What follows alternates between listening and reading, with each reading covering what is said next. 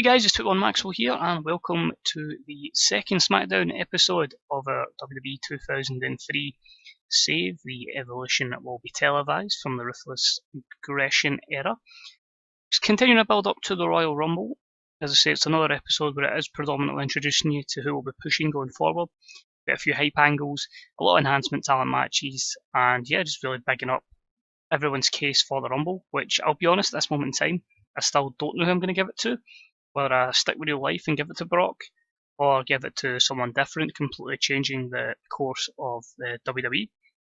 And we also have, as I say, Chris Benoit challenging Kurt Angle for the WWE Championship as well. Probably a few undercard matches. We'll probably see Kidman defend the Cruiserweight title, and I'm still looking to see a potential tag match for Los Guerreros and the tag titles. But let's jump into it anyway. This is SmackDown from the second week of January 2003. So 15,085 at the Wells Fargo Arena, and it's basically Kurt Angle berating Chris Benoit, Matt Hardy getting involved, and then Brock getting involved to try and get his mic skills a little bit over. This is really just to set up our main event tonight, which will be Brock Lesnar teaming with Chris Benoit to take on Kurt Angle and Matt Hardy. This gets a B+84. It gets to show off their strong start, crowd hotter, with both the Royal Rumble and the SmackDown title storylines advancing. Benoit improves his acting skills, whilst Lesnar develops better performance skills. So of course he's now on his own, with Paul Heyman aligned with the Big Show and A-Train.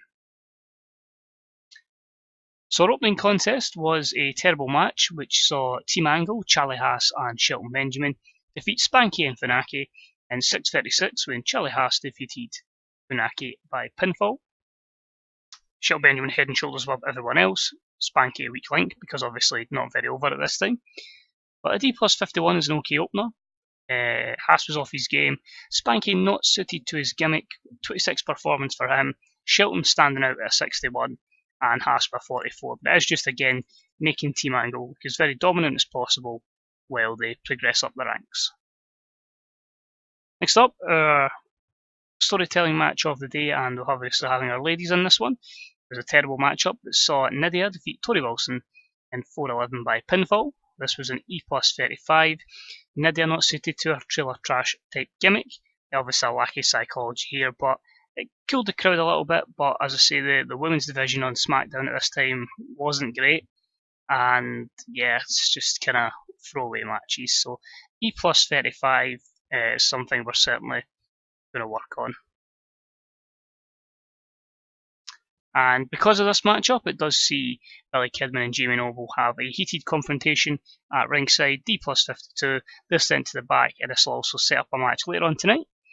Kidman not suited to his gimmick either, so a lot of gimmicks in this one, in this particular save or database that aren't suiting to the characters, but it is what it is.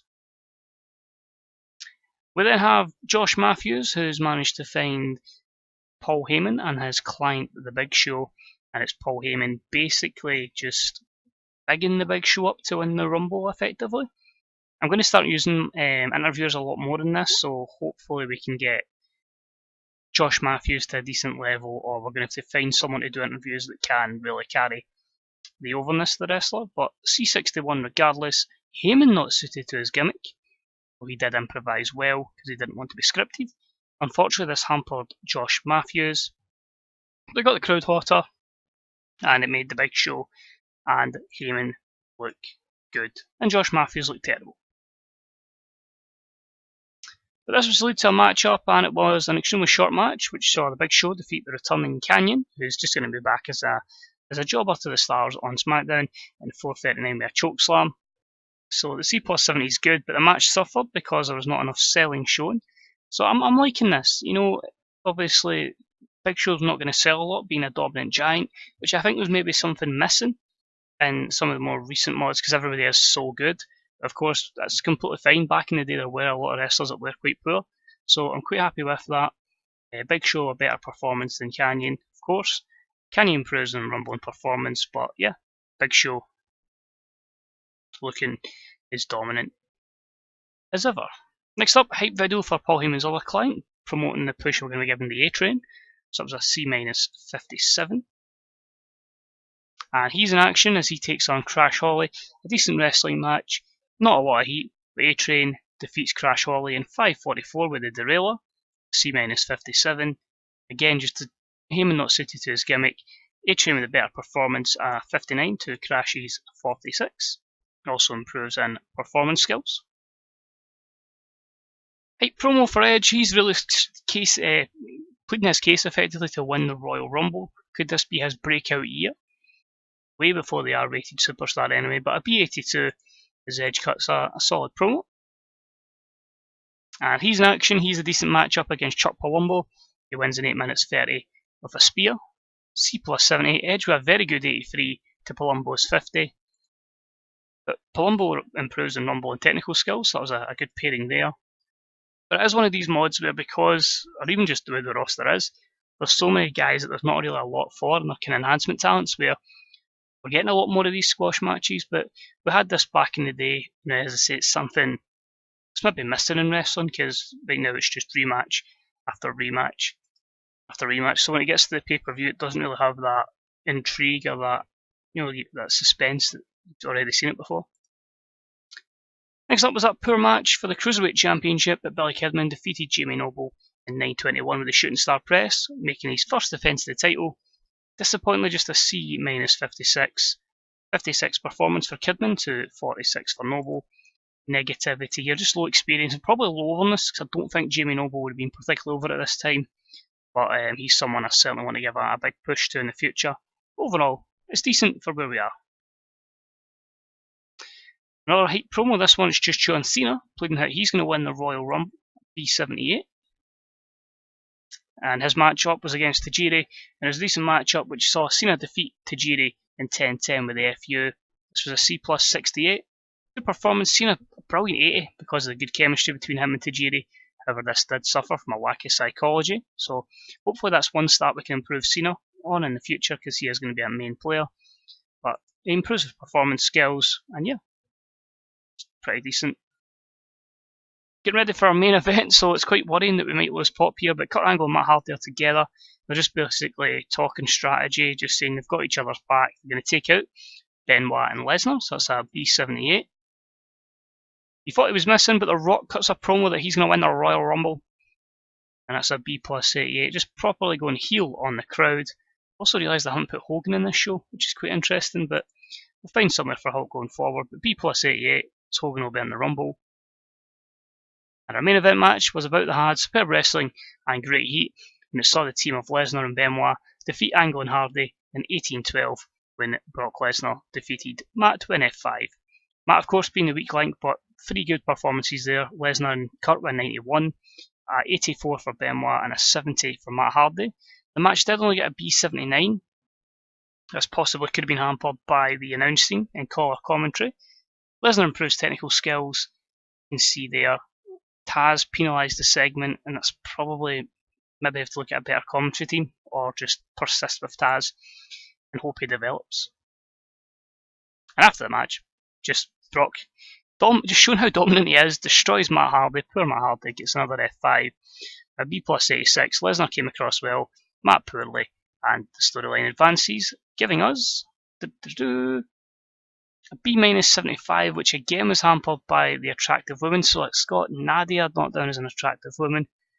Fine, that's interesting. As I say, we've got to keep looking then and ensuring that we're taking at least 3-4 women on the show every episode to just make sure we're passing that. Because obviously I'm too used to a mod where every woman is classified as attractive, so they get on, they get that pass. But no, that's cool. That's cool. It's something for me to work on. But the ratio was 1:28. That's cool. It loses Pop in 11 regions in the US again. Doesn't affect us in the rest of the world. But if anything, it shows the mod's not that easy, which is good. It's a challenge. And as I say, when you're used to main events getting regular 90s and this is only a 79, it shows we are really going to work on our talents and get them to the level that we want them to be at. But yeah, I'm not too negative about it. As I say, the pay-per-view should probably deliver. As I say, I expect Benoit and Angle to rip the, to tear the house down, if I'm honest. But overall, I mean, still pretty happy with that. But let's have a wee look and see what items we've got here. So Smackdown, still enjoyed the show, which is good. As I say, we don't really have competition, so we can afford to lose popularity for a good bit before we gain it again. But it's just really everyone going to independence. So you get likes of Ultimo Dragon, Larry Zbyszko, Honky Tonk Man, Robbie Brookside in there as well, Rick Steiner, the Ken Anderson Rising one as well. It is what it is. It's going to take a bit of time. Oh God, he looks a bit funny with that beard there. But no, it's cool. I'll say it'll take a bit of time. We'll get the company where we want them to go to. Yep, D'Lo Brown obviously annoyed from Raw, still on the deleted acts as to was he fixing Rhino, etc. to their respective brands. I think Rhino and Mark Henry went to Raw, and Bossman and Canyon went to Smackdown. There's plans for Bossman. The 5K is your drug testing. Charlie Haas doesn't connect with the fans, and Spanky doesn't get it. So yeah, Lesnar doesn't like the tag team partner of his former tag partner. But now overall, as I say, we're still in a great position. Financially, we're always going to make money. That's good to see. The size type thing, as long as we don't end up at 65s, I don't have any concerns. As I say, if we can stay at National for a good period of time, to properly into the mod. But no, pay-per-view, as I say, the Rumble is 1 week away, so 2 more shows and then the Rumble, then we'll build up to No Way Out, and then of course WrestleMania. WrestleMania is going to be interesting to keep it within 3.5 hours.